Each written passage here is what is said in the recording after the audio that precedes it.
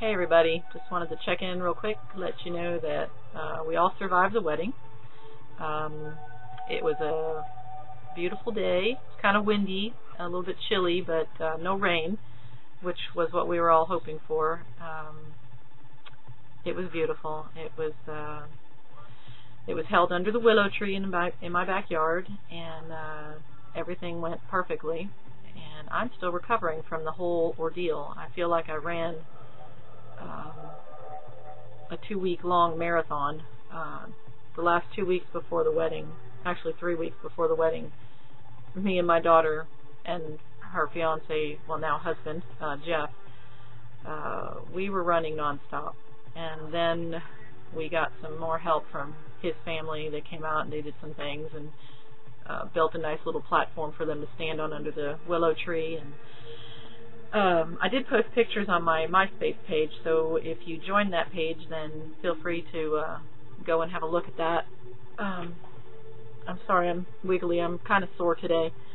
Actually, I've been sore. I told you, I'm still recovering from all this. It didn't cause me to go into any like horrible lupus flares or anything, but I was in so much pain. So the wedding was Saturday night on the 25th, and I'm sorry, back up. The wedding was Saturday morning. By Saturday night, the pain that I had not been paying attention to suddenly was throbbing and glaring, and it hurt to be hugged. It hurt to put my back up against a chair. My skin was it just hurt really, really bad all over, and it took, I don't know, about 3 days for that to let go, to move on. I just kept moving though. I mean, I was moving slower, but I kept moving.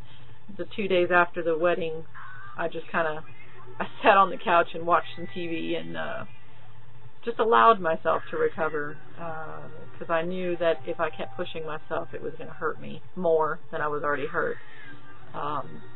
The reason I was in so much pain like that was because I did push myself really hard. I was in what I call mommy mode.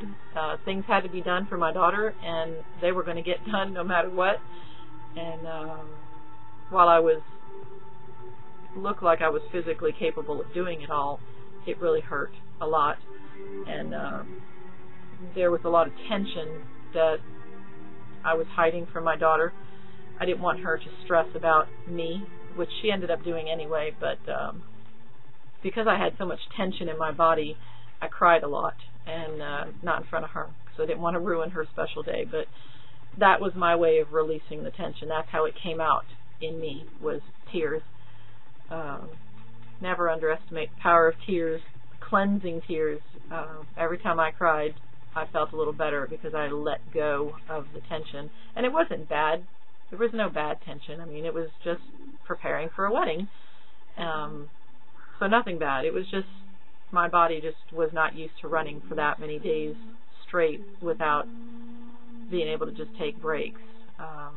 Man, I really did run from the moment I hit my feet hit the floor in the mornings, and I fell into bed midnight or later every night for 2 weeks straight until the wedding. I'm really surprised that I didn't get thrown into a lupus flare. I feel like I'm having them all the time, just little ones, but I've had really bad ones, and I did not have a really bad one. It was just the tension and the fibromyalgia pain. For those of you who have fibromyalgia, you know the picture where they have all the points, they draw little circles on different spots of your body, and that's what the doctor tests when they try to figure out if you have fibromyalgia. Every one of those circles on the picture were just throbbing pain. I've never had it like that before. I've had pain in some of those areas, but not like I did that Saturday night. I am just relieved it's over. Excuse me. Sorry, I need some water. Let's see, what else? I went on a weekend trip, which right before the wedding, I thought it would help me to get away and go see a couple friends. Bad idea. It just added to my tension, and it wore me out, and it did throw me into a lupus flare. I started having chest pain and racing heart, and I ended up calling a friend to come get me and bring me home.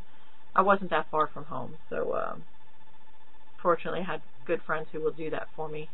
Drove out 2 hours to get me, and then the next day we drove 2 hours to bring me home. So no taking trips when you're planning a wedding. It's a bad idea. I thought it would be relaxing. It wasn't. It was too much time in a car and too much time running around, and I just wanted to be home.